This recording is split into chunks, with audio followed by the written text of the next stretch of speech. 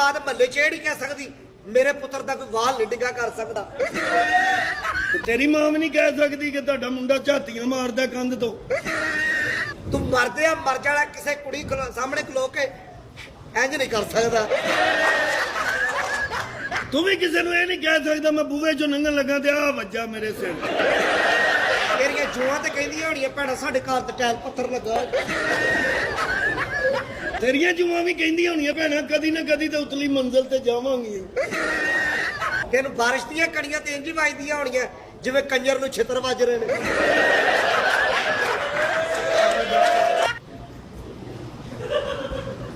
ये साडी इज्जत होण डई। पीओ साजी कुछ नहीं हुंदा पीओ बस ठीक है रख फ्रिज च होर कोई आ जांदा। साजी आ गई होया की है मैं एक करी इंज कीता लत्त मुक गई।